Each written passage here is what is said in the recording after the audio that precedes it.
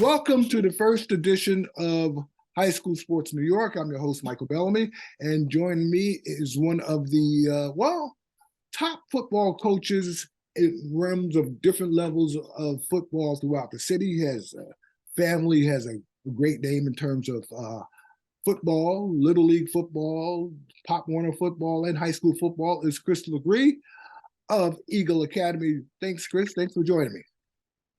How you doing, Michael? Happy New Year to you. Same to you. Same to you. You know, the football season's over, but people are making moves off the field. Players are getting ready to go to college. You have a lot of players who also are preparing for the upcoming season, which is, in September. But we had Springfield Gardens. Springfield Gardens won the championship also, right? They in the 1A, South Shore in the 2A, boys and girls in the 3A, and of course, Fort Hamilton in 4A. Would you care to talk Erasmus, Erasmus in 4A. Would you care to talk about Springfield Gardens a little bit? Well, I like to start with Erasmus, but it's a paradoxical thing. Talking about Erasmus is almost talking about Springfield, and I'll tell you why. Okay. I just think the disparity from the top to the bottom is such a great disparity.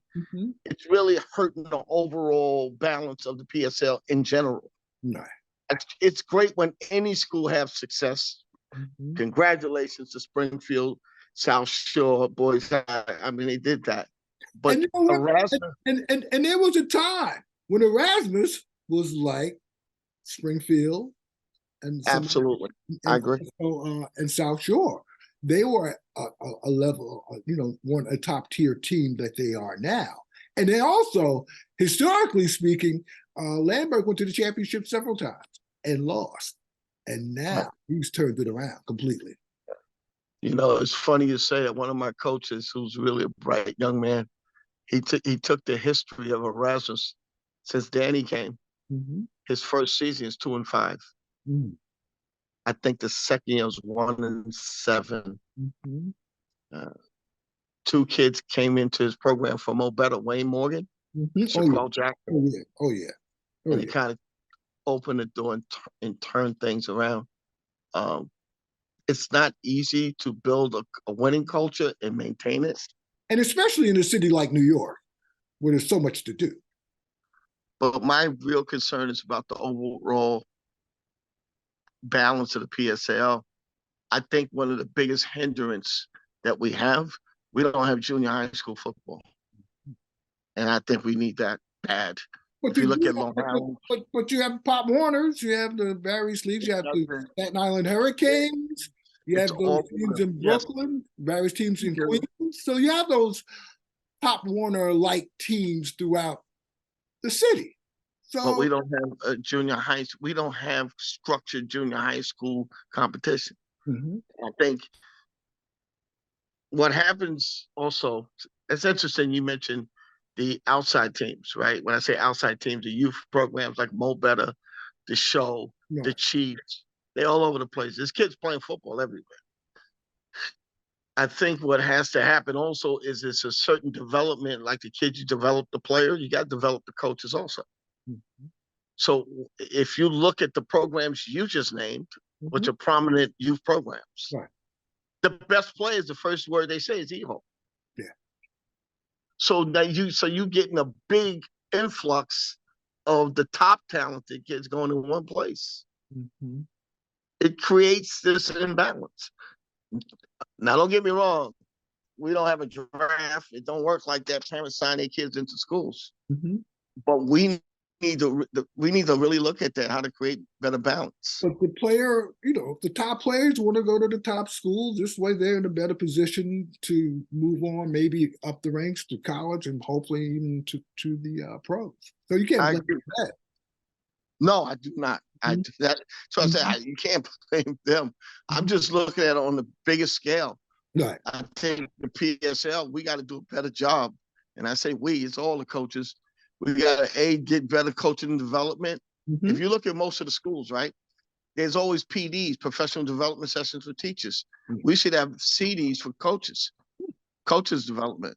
They're working with the kids. How would you go about doing that if you were to set up a coach? It should be a part of the curriculum. It should be a part of the school curriculum. Mm-hmm. It's for teachers. Right. In the PSAL, I think it's like one paid assistant. Mm-hmm. We need a real overhaul of the public school athletic league structure from the bottom up. Okay. I want to talk also about the fact is that the championship games, especially in the 4A, were held at Yankee Stadium like the last, 6 to 7 years. Why did they move back to Midwood? Why did they take it back to the local high schools throughout the city? I mean, with the Midwood, I believe Petrides was at Curtis High School. So they moved them around back to the local neighborhoods. First of all, I kind of like it. I'm not sure the politics of it, and I don't want to quote. That's over my pay grade. How these decisions are made. Mm-hmm. I like Midwood Field for a championship game when it's packed. If you look at the Eagle new field, we got a beautiful new facility, beautiful field. We're getting new seating. We're getting the Diamond Vision scoreboard press box.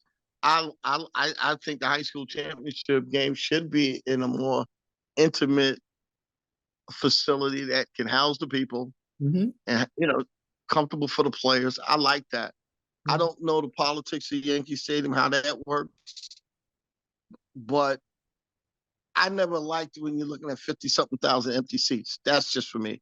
Okay. And I kind of say that from a player's perspective. It's nothing like the atmosphere and energy of a sold out crowd. The mayor also has, I guess, a big hand in field development, facilities development, correct? You have to give him a hand for that. The Adams administration is doing a fantastic job. I can tell you right now, our field, as you got to see it, is immaculate. Canarसी's field is getting done. Jefferson's field has been done. Erasmus is going to be done. Kennedy's is beautiful. And they are putting these scoreboards in now, Diamond Vision scoreboards. And they have lights too, right? Some of the schools, I know Curtis High School has lights. Yeah, Curtis is nice. I didn't mention them. They did a great job there. We will have lights. I think that's the key, just getting our facilities up to speed. And I want to Kevin Moran, who's school construction, he works for the mayor's office, and Chancellor Banks. They're doing a great job in getting these things done. In terms of Danny Lambert, who's now, he won his 5th title. He has a hell of a staff there too, right? He has one player there that has played on championship teams, which is Hugh Stroud. He's played with Vince Leno before. I think he won 3 championships or 4 championships when he was with Fort Hamilton High School about almost 20 years ago. 15. Yeah, Keith is there. Yeah. Mm-hmm. My son Devontae Wheeler is there. Mm-hmm. Wayne Morgan is there. Right. He does a lot of work with them. Mm-hmm. I mean, listen, when you win, my principal said something to me one day. We was talking about winning. It kind of, the program will generate itself at some point. Mm-hmm. People want to be there. Right. It'll attract the right people. And the other thing, like guys like Stroud and Morgan, Devontae, these guys all play college football. Some of them play pro football. They're very exposed to the business of football. It's good for the whole program. Mm-hmm. And he has a wide range staff. It's not a few people. Mm-hmm. He has a lot of people. When you look at his career overall, would you mention him when you mentioned Mo Finkelstein, who was at Jeff 30 years ago, 40 years ago? Also, and would you mention him also when you talk about Vince Leno, who's won several championships at Fort Hamilton? Is he in that pantheon of high school coaches? And Al Peterzo, who was at Susan Wagner, he won some title. I believe he won the title.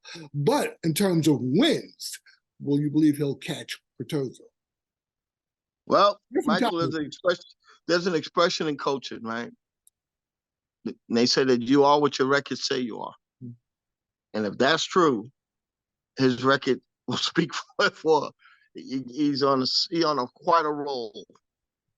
I did a little study on the history of the PSAL. It's funny you mentioned Mo Finkelstein, late 60s, 70s. He had his run. You have the Leno run. Um, he had a little bit of a Lincoln run. If you look at the history of the PSL, these things happen in these little 3 to 4 year increments. Mhm. It's pretty ended. But Danny's his run seems to be a little longer right now. So yes, you have to mention him because if you base it on winning, yes. The Mhm. answer yes. And they all seem to come through Brooklyn right now.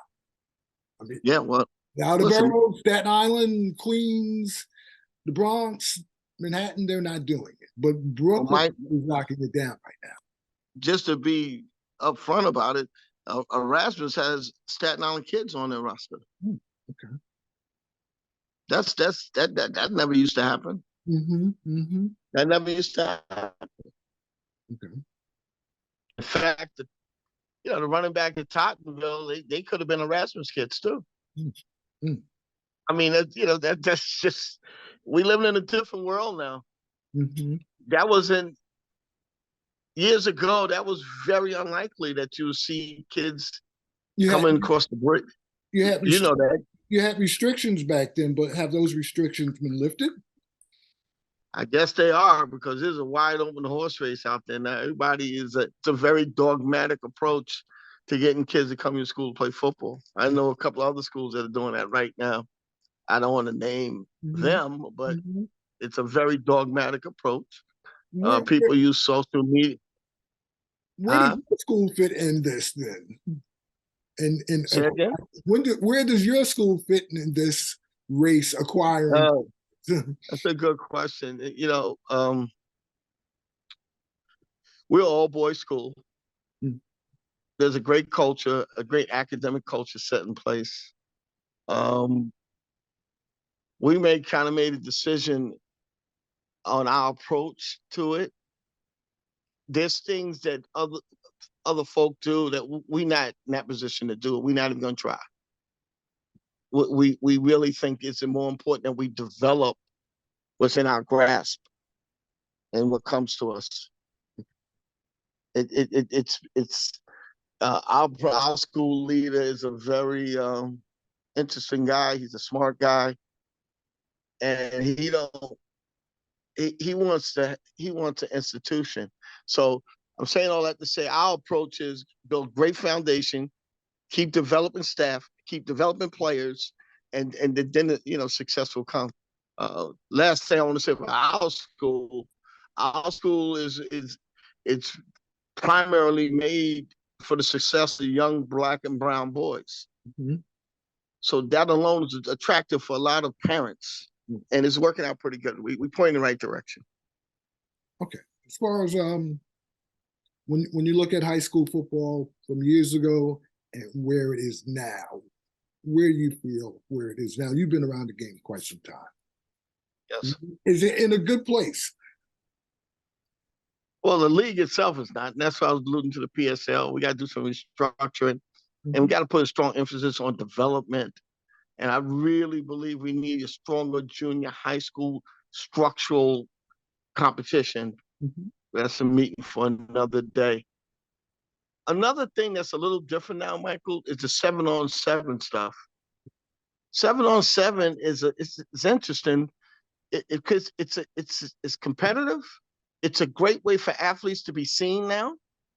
When you and I went to school, they used to send film to look at an athlete. Right. Now they look at an athlete. I'm going down to Miami end of July. Look at a couple of our kids made the national team with Bruce Eugene's 7-on-17. But they're going to be competing against kids from different parts of the country.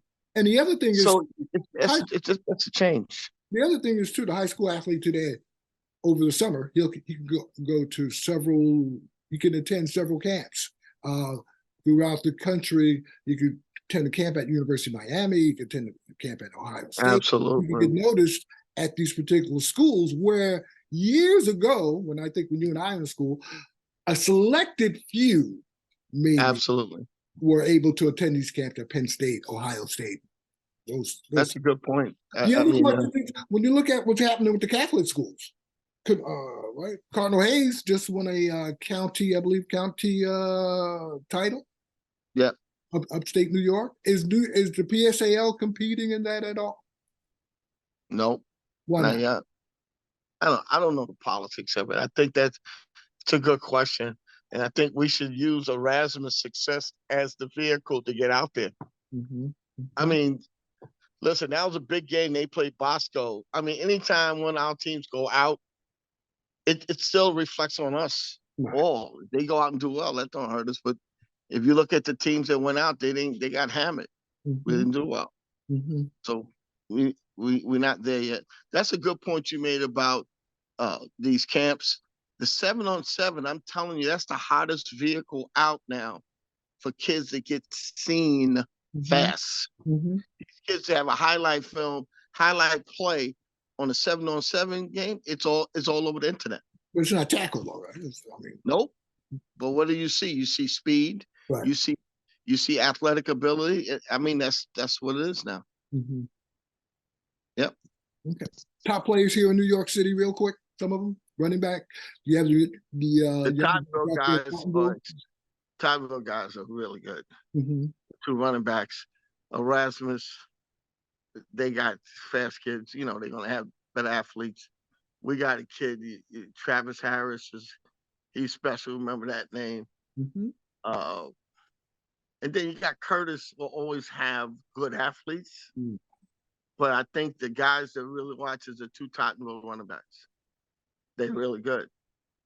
And they got that year of experience last year. That's going to be a big factor. And then South Shore is excited about their success. And they're being very aggressive in the off-season approach of building up their program. So who knows where that's going to go. All right. Well, Chris, thanks for coming on. I appreciate you're the first up. And I appreciate you, Mike. But I want to invite you. We're going to be doing a football camp in May. Okay. I want to invite you. All right. Sure. You know, and this won't be the last time. I'll have you on because especially when it comes time for National Signing Day, that's in February. Yeah. Players are busy signing right now, but National Signing Day is the big day. And I'd like to. Then we'll talk about the transfer portal one day, which is really changing the business, but we'll talk about that another time. All right. Well, thanks for coming on. Good talking to you, Mike. I enjoyed it. Yes, sir. Take care. Take care. All right. Next time. Bye-bye.